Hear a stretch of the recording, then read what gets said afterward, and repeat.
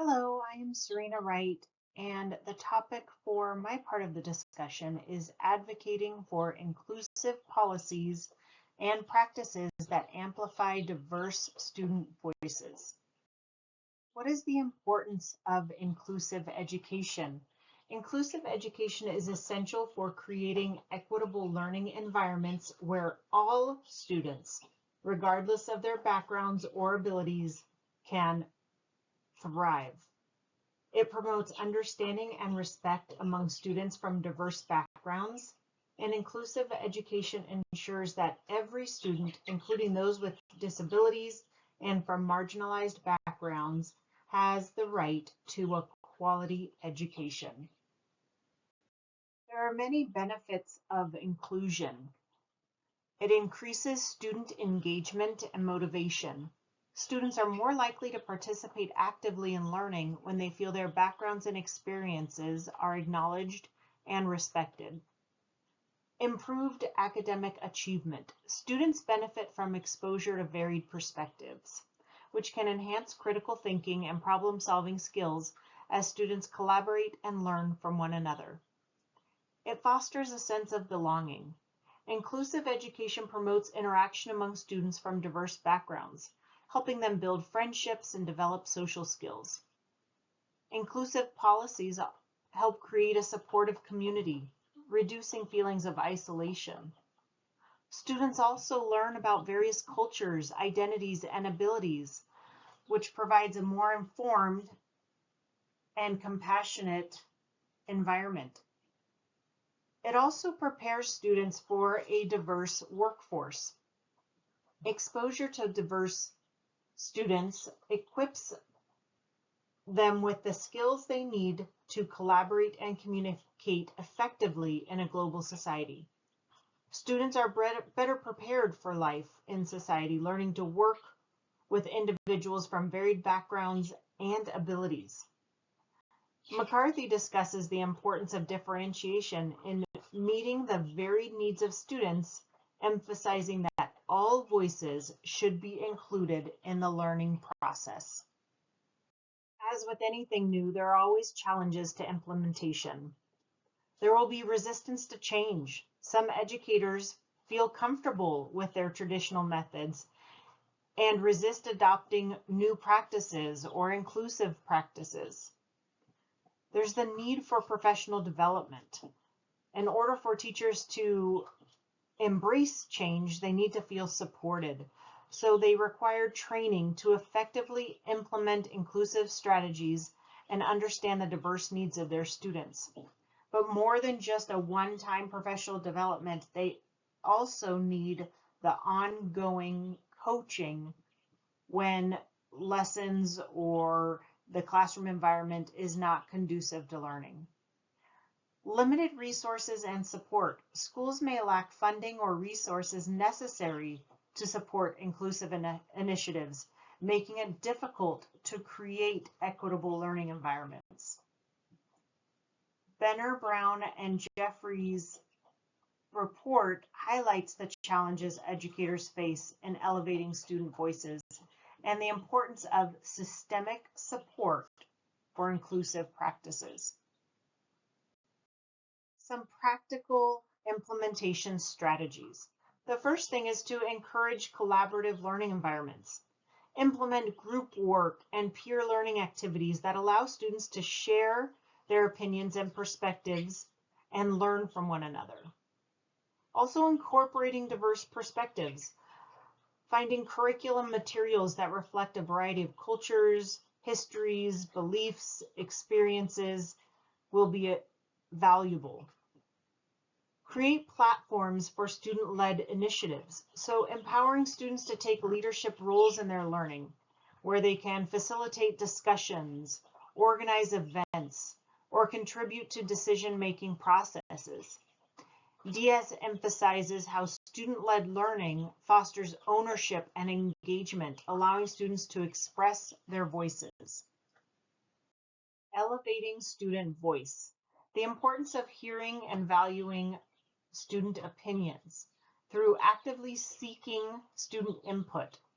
This can lead to a more effective educational environment that reflects their needs, interests, and culture. And some strategies for integrating feedback. You could use surveys, focus groups, have classroom discussions to gather insights from students about their educational and lived experiences and preferences.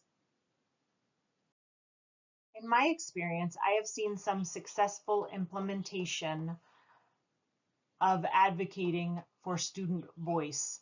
One of the things my agency does is they have put together a group called RISE, Resilience in Something Else. And it's a Native youth and community leadership group. And the reason they chose the name Resilience in Something Else is because one of the check boxes here in our state for ethnicity was something else, referring to Native Americans. So this group decided to take back their name and call it RISE, Resilience in Something Else.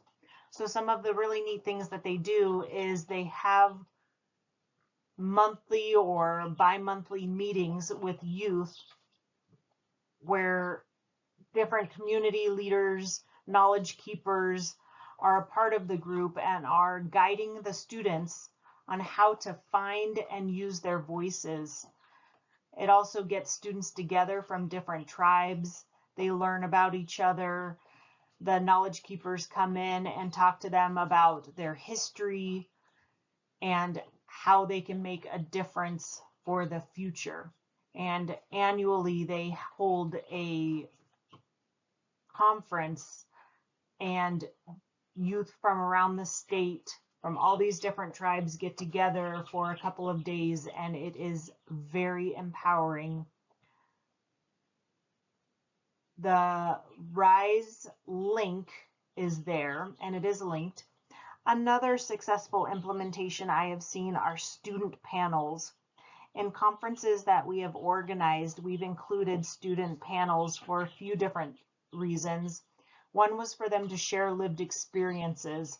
We gathered a group of students, Native American students, to talk about their experiences on and off the reservation and how they feel that they are included in their schools, in their community.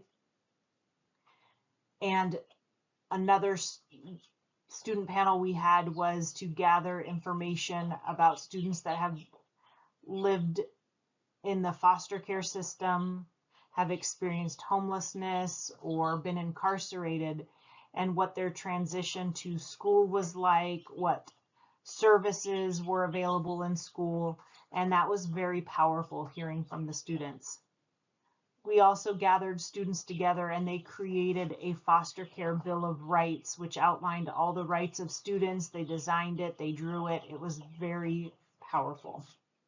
Student feedback is valuable. So some things you could do, like I had mentioned, student panels, gathering students to share about their experiences. But one of the important pieces is, if you're going to do a panel, is making sure the students are prepared for it by creating the questions with them, and also supporting them as they develop their responses.